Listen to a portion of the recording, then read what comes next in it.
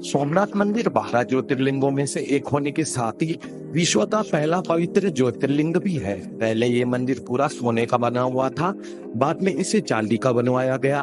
फिर श्री कृष्ण जी ने पूरे मंदिर को चंदन की लकड़ी का बनवाया था। इस मंदिर को आक्रमणकारियों ने 17 बार लूटा और 6 बार खंडित किया था, लेकिन सरदार वल्लभ भाई पटेल जी ने इसका फिर से रिनोवेशन करवाया और आज उसी गौरव के साथ में फिर से ये मंदिर अपनी प्रतिभा दर्शा रहा है। आपको ये जानकर हैरानी होगी कि सोमनाथ मंदिर में स्थित पुरानी शिवलिंग में रेडियोधर्मी गुण थे, जो मंदिर के ऊपर संतुलन बनाए रखने में मदद करते थे। इसीलिए वो शिवलिंग धरती के बीच में झूलता रहता था। गुजरात के सौराष्ट्र क्षेत्र में वेरावल में सोमनाथ मंदिर समुद्र के किनारे पर स्थित है। सोमनाथ आने के लिए आपको ट्रेन से वेरावल रेलवे स्टेशन तक आ जाना होगा। वेरावल रेलवे स्टेशन से सोमनाथ सिर्फ 7 किलोमीटर के डिस्टेंस पर स्थित है और यहाँ पर बाय रोड बस के थ्रू भी इजीली आ सकते हैं। सोमनाथ जी का ये मंदिर G+ सिक्योरिटी में आता है, इसीलिए मंदिर में दर्शन करने जाने से पहले फोन, कोई भी इलेक्ट्रॉनिक आइटम्स, बैग मंदिर के बाहर यहाँ पर बने लॉकर्स में रख कर जाना होता है। सोमनाथ मंदिर के अंदर जो ओरिजिनल शिवलिंग था उसको मोहम्मद गजनवी अपने साथ लेकर चला गया था। अभी हमें जिस शिवलिंग के दर्शन होते हैं वो पुरानी शिवलिंग के स्थान पर स्थापित किया गया है। मंदिर में दर्शन करने में आपको करीब 20 से 25 मिनट का टाइम लगता है और बहुत ही आसानी से आपको शिवलिंग के दर्शन हो जाते हैं। मंदिर में फोन, कैमरा तो अलाउ नहीं है, और मंदिर के प्रांगण में आपको कई सारे फोटोग्राफर्स दिख जाएंगे जो आपकी मंदिर के सामने फोटो खींचकर दे देंगे। यादगार के तौर पर आप चाहो तो अपनी फोटो उनसे खिंचवा सकते हैं। मुख्य मंदिर में दर्शन हो जाने के बाद पुराने सोमनाथ मंदिर में आ जाए।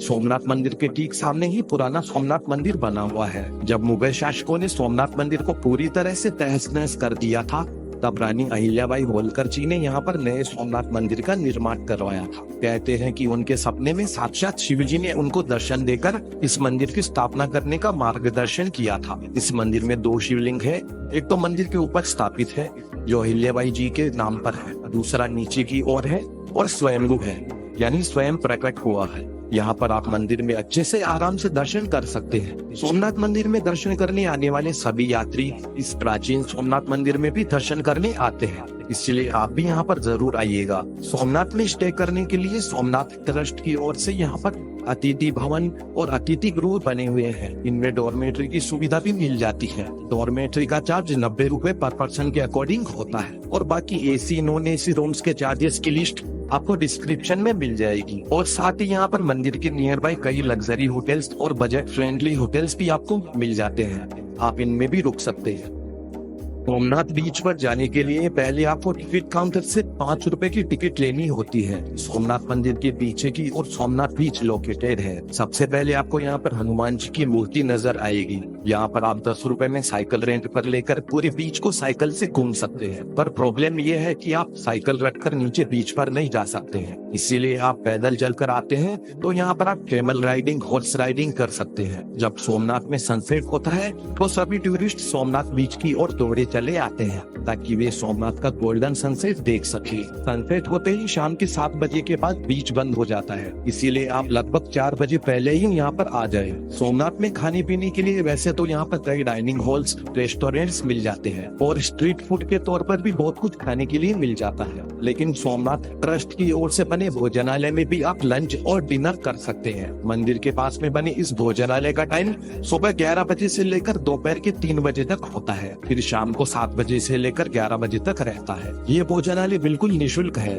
और यहाँ पर खाना भी काफी हाइजीनिक और स्वादिष्ट होता है, तो आप यहाँ पर भी खाना पीना कर सकते हैं। सोमनाथ मंदिर से लगभग 5 किलोमीटर की दूरी पर भालका तीर्थ स्थित है। इसी स्थान पर श्री कृष्ण जी को तीर लगा था, जब एक शिकारी ने श्री कृष्ण जी को हिरण समझकर उनके पैर पर तीर चला दिया था। मंदिर के अंदर आपको एक पीपल का वृक्ष नजर आएगा। माना जाता है कि ये वृक्ष हजारों साल पुराना है और इसी पेड़ के नीचे श्री कृष्ण जी बैठे थे जब जरा नामक शिकारी ने बाहर से तीर छोड़ा था। मंदिर में कृष्ण जी लेटी मुद्रा में बैठे हुए हैं और उनके सामने शिकारी जी उनसे क्षमा मांग रहे हैं। श्री कृष्ण जी का ये एकमात्र मंदिर है जहाँ वे लेटी हुई मुद्रा में विराजमान है। इस पवित्र जगह पर आप भी जरूर विजिट करिएगा। अभी हम आ चुके हैं बाणगंगा के किनारे पर। ये जगह भालका तीर्थ से 1 किलोमीटर के डिस्टेंस पर स्थित है। माना जाता है कि इसी जगह से शिकारी जी ने श्री कृष्ण जी को तीर मारा था। यहाँ पर 5 शिवलिंग समुद्र के तट पर देखने को मिलते हैं और ये शिवलिंग स्वयंभू है और प्राकृतिक रूप से स्थापित है। इसमें आपको कुछ शिवलिंग ही नजर आएंगे। पानी के बहाव से सभी शिवलिंग को देख पाना थोड़ा मुश्किल है, लेकिन आप यहाँ पर भी आकर दर्शन जरूर करें। अभी हम पहुँच गए हैं त्रिवेणी संगम पॉइंट पर। सोमनाथ मंदिर से करीब 1 किलोमीटर की दूरी पर त्रिवेणी संगम स्थित है। यहाँ पर हिरन, कपिला और सरस्वती जी, इन 3 नदियों का संगम होता है। यहाँ से आप त्रिवेणी संगम देखना चाहते हैं तो वो आपको नजर नहीं आएगा।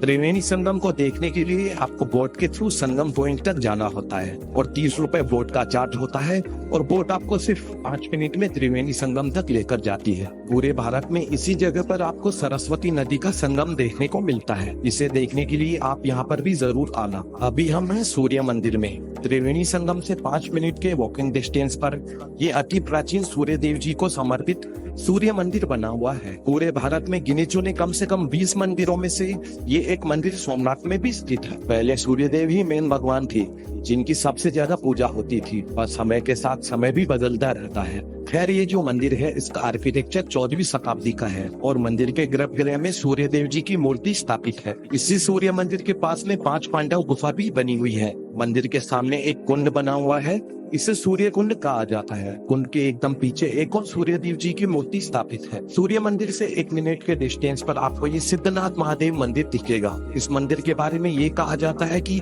पांडव जब यहाँ पर आए थे तो वो लोग यहाँ पर विश्राम किया करते थे। ये छोटी सी गुफा है, इसमें कई सारे कमरे बने हुए हैं। फिलहाल इन कमरों में देवी देवताओं की मूर्तियाँ रखी हुई है। सिद्धनाथ मंदिर के बगल में ही हिंगलाज माता का मंदिर बना हुआ है। यहाँ पर इस पतली सी सकरी गुफा से होकर माता के दर्शनों के लिए जाना होता है। जिस सूर्य मंदिर में हमने पहले दर्शन किए, उसी सूर्य मंदिर से 3-4 मिनट के वॉकिंग डिस्टेंस पर ये श्री कामनाथ मंदिर देखने को मिलेगा। श्री कामनाथ महादेव मंदिर में शिव जी के शिवलिंग के साथ आदि शंकराचार्य जी और नरसिंह भगवान के भी दर्शन करने का सौभाग्य प्राप्त होता है। टाइम बचाने के चक्कर में इस मंदिर में ज्यादा लोग नहीं आते हैं, पर आप जरूर आइएगा यहाँ पर भी। अभी हम आ चुके हैं गोलोक धाम के गीता मंदिर में।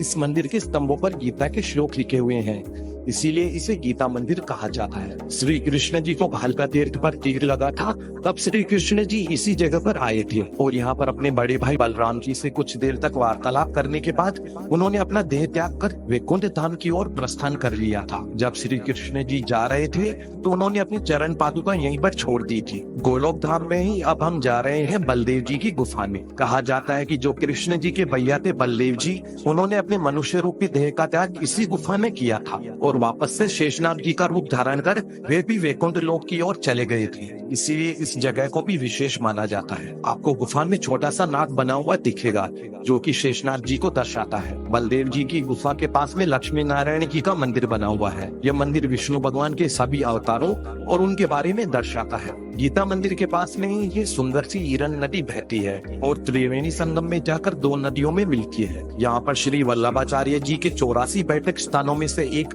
बैठक स्थान यहाँ पर भी मौजूद है। वल्लभाचार्य जी ने इस जगह पर आकर धर्म का प्रचार किया था। गोलोक धाम में कई छोटे छोटे मंदिर बने हुए हैं। श्री कृष्ण चरण पादुका, लक्ष्मी नारायण मंदिर, भीमनाथ मंदिर, काशी विश्वनाथ जी का मंदिर और भी कई मंदिरों के दर्शन करने को मिलते हैं। तो दोस्तों, ये थी सोमनाथ के आसपास में घूमने लायक जगह। इन सभी प्लेसेस को आप ऑटो से या फिर बस के माध्यम से घूम सकते हैं। ऑटो वाले इन सभी प्लेसेस को घुमाने के लिए पर पर्सन 100 रुपए का चार्ज करते हैं और बस के थ्रू इन सभी प्लेसेस को कवर करने के लिए पर पर्सन 30 से 40 रुपए का चार्ज देना होता है। सोमनाथ में घूमने का बेस्ट टाइम नवंबर से मार्च के बीच में रहता है। उसके बाद यहाँ पर समुद्र पास में है तो गर्मियों में थोड़ी उमस रहती है। सोमनाथ दर्शन की इस पूरी ट्रिप को कंप्लीट करने में आपका पर पर्सन के अकॉर्डिंग 1500 से 2500 रुपए तक का खर्चा आ जाएगा। सोमनाथ आने के लिए आपको कम से कम 2 दिन का टूर प्लान बनाना चाहिए। दोस्तों, उम्मीद है आपको वीडियो पसंद आया होगा। अगर आपको वीडियो थोड़ी सी भी अच्छी लगी हो तो वीडियो को लाइक करें और शेयर करें।